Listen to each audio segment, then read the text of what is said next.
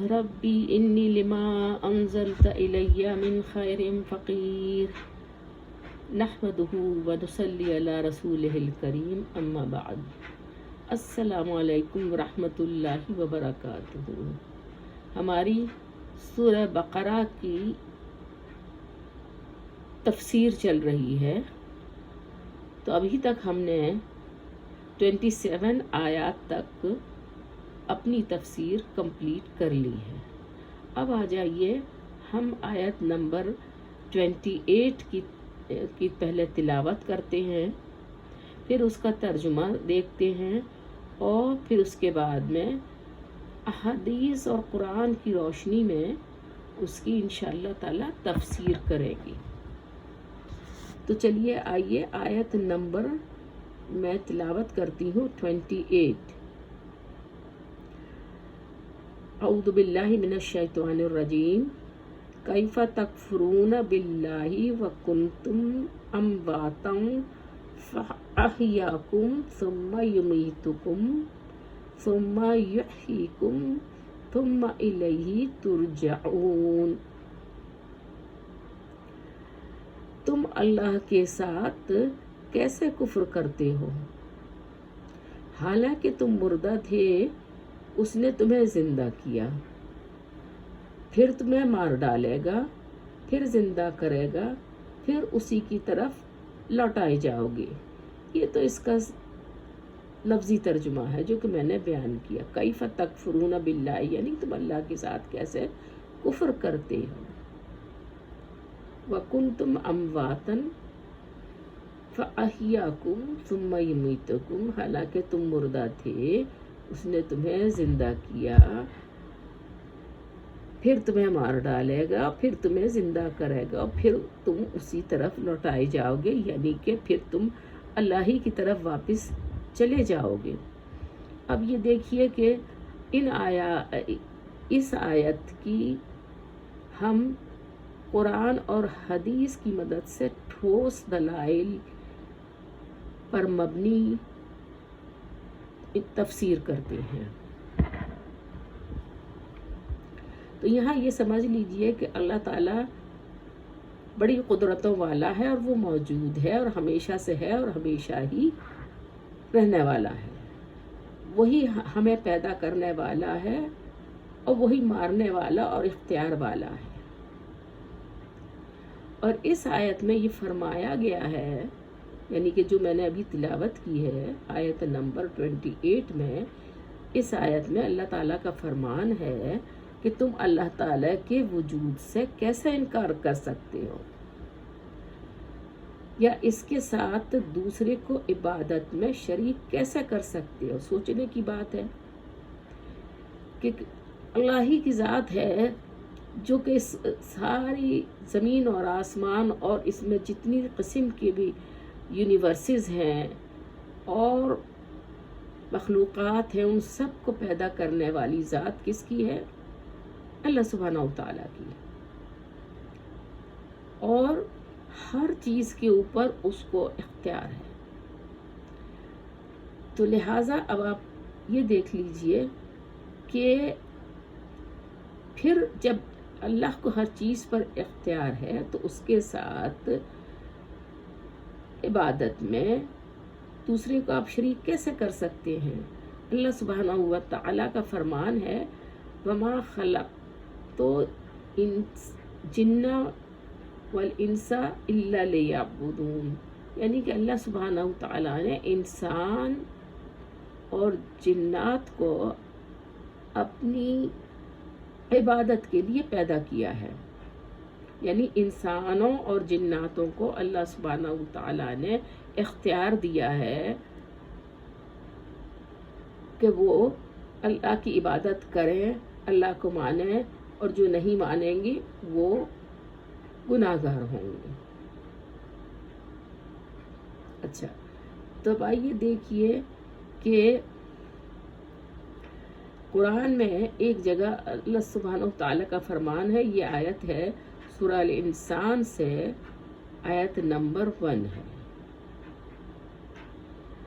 هل أتى على الإنسان حين من الدہر لم یکن شیئا مذکورا، یقیناً انسان پر وہ زمانہ بھی آیا ہے جس وقت وہ قابل ذکر چیز ہی نہ تھا.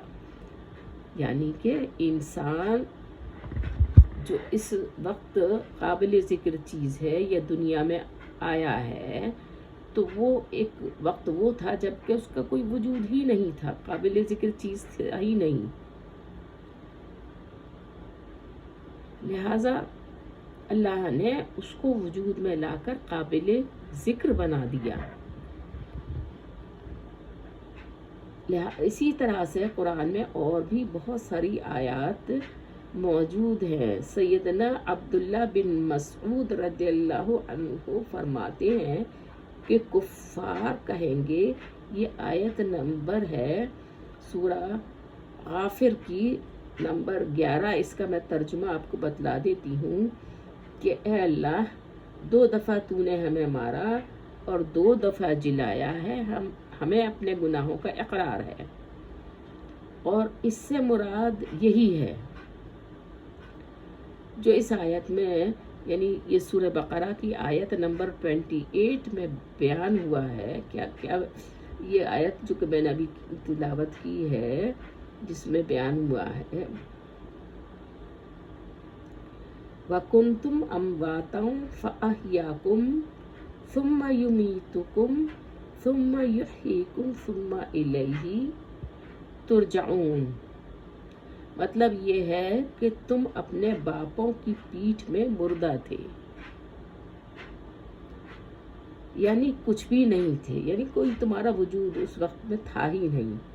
اس نے تمہیں زندہ کیا یعنی پیدا کیا، پھر تمہیں مارے گا. یعنی کہ ایک وقت ایسا آئے گا کہ موت آ جانی ہے،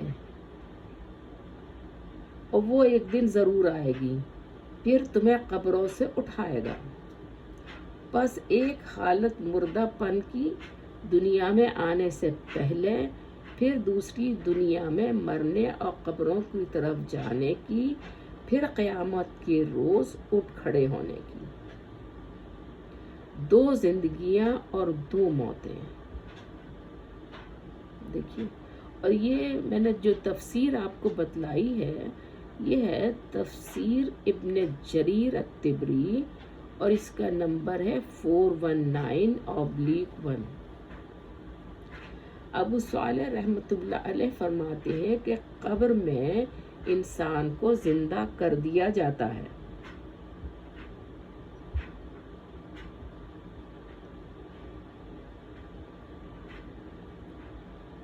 سیدنا ابن مسعود، سیدنا ابن عباس رضی اللہ عنہ اور تابعین رحمۃ اللہ علیہ کی ایک جماعت کا یہی قول ہے. اور قرآن میں بھی یہ بیان آیا ہے سورہ الجاثیہ آیت نمبر 26 میں کہ قُلِ اللَّهُ يُحْيِيكُمْ ثُمَّ يُمِيتُكُمْ ثُمَّ يَجْمَعُكُمْ إِلَى يَوْمِ الْقِيَامَةِ لَا رَيْبَ فِيهِ وَلَكِنَّ أَكْثَرَ النَّاسِ لَا يَعْلَمُونَ. اللہ ہی ہے تمہیں پیدا کرتا ہے، پھر مارتا ہے، پھر تمہیں قیامت کے دن جمع کرے گا. ان پتھروں اور تصویروں کو جنہیں مشرکین پوجتے تھے قرآن نے مردہ کہا ہے. فرمایا اموات غیر احیا وہ سب مردہ ہیں، زندہ نہیں ہیں. زمین کے بارے میں فرمایا، آیت یہاں آپ دیکھ لیجئے سورہ یاسین کی آیت نمبر 33 میں اللہ سبحانہ وتعالیٰ کا فرمان ہے، وَآیَةٌ لَهُمُ الْأَرْضُ الْمَيْتَةُ أَحْيَيْنَاهَا وَأَخْرَجْنَا مِنْهَا حَبًّا فَمِنْهُ يَأْكُلُونَ. ان کے لیے مردہ زمین بھی ہماری صداقت کی نشانی ہے، جسے ہم زندہ کرتے ہیں اور اس سے دانہ نکالتے ہیں جسے یہ کھاتے ہیں. صحیح ہے، ایسا ہی ہوتا ہے کہ ایک بار مردہ زمین یعنی کہ خشک جو بنجر پڑی ہوئی زمین ہوتی ہے بالکل، اللہ تعالیٰ اس پر بارش برساتا ہے، اور اس بارش کے نتیجے میں وہ زمین سرسبز و شاداب ہو اٹھتی ہے، اس میں بیج ڈالے جاتے ہیں اور ان سے فصل اگتی ہے، اور وہ فصل انسان اور جانوروں کے کھانے کے کام میں آتی ہے۔ لہٰذا اس طرح سے ہمیں پتہ چلا کہ اللہ تعالیٰ مردہ زمین کو کس طرح سے زندہ کرتا ہے، اور اسی طریقے سے جس طرح سے کہ آپ نے دیکھا کہ مردہ زمین سے پیڑ پودے نکل آتے ہیں اور خضرو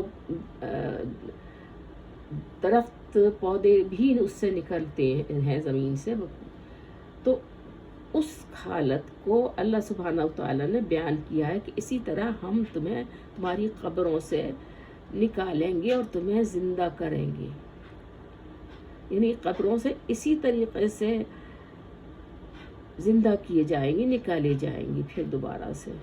تو اللہ سبحانہ وتعالیٰ ہماری قبروں کو ہمارے واسطے جنت الفردوس کے گوشوں میں کا ایک گوشہ تا قیامت بنا دے، آمین۔ اقول قولی ھذا، السلام علیکم ورحمۃ اللہ وبرکاتہ۔